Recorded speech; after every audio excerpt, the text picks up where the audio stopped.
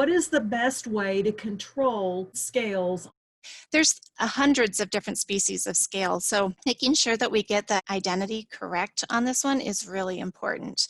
This is Cottony cushion scale from the Missouri Botanical Garden. And just so that we can see what makes this Cottony cushion scale and some interesting things about it, if we look right in here, this big white part that gives it its name, that's actually an egg sac.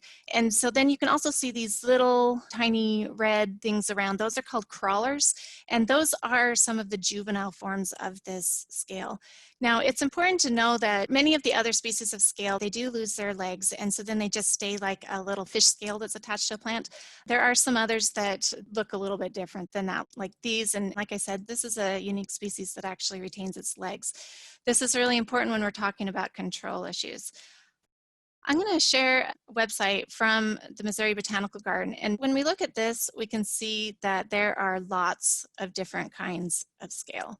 So I'm an IPM advocate. IPM is Integrated Pest Management, and it's one of the first things that you have to do is make sure that you know exactly what it is that you're looking at. So I'm going to recommend first off that we make sure that we have a correct ID on this pest, because that will influence what it is that we actually are going to be able to do. Another scale that is specific to the magnolia tree is this Magnolia Scale, but you can see that it looks a little bit different, and so that is going to actually change the way that we would deal with it if this were the particular scale. Back to just some more information about scale and generally what we can do for it. These are hemipteran insects, so that means that they have piercing sucking mouthparts. They are sucking the plant phloem or the plant juices from inside the plant. This can actually cause a lot of stress to plants if they're heavily infested.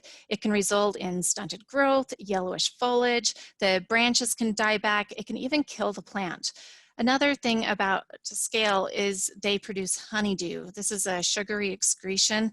When they're feeding, just let it all go out. And you have to know about this because it's a sugary source. And when you have something like that, it attracts other insects.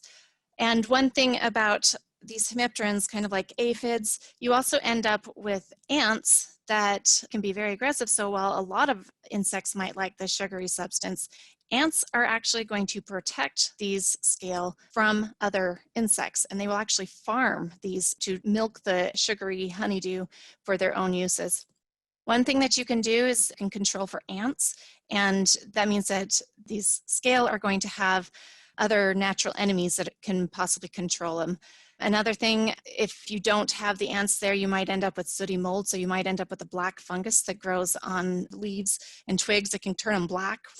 So controlling the ants is important, making sure that you are keeping your plant really healthy because it's going to be under stress.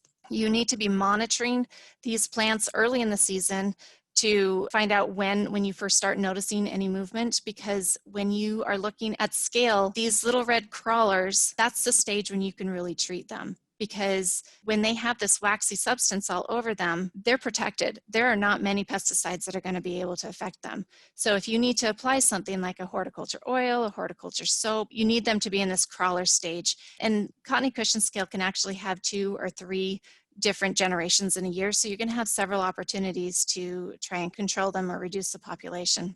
Some of the natural enemies for them are ladybird beetles, also known as ladybugs.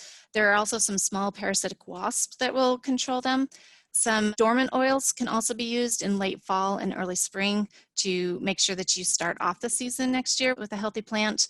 If you do need to use an insecticide, malathion, imidacloprid, and some pyrethins are registered because some of these things change over the years. Make sure that whatever insecticide you're using, if you do need to go down that route, that you are using a pesticide that is actually registered for this plant and for this insect.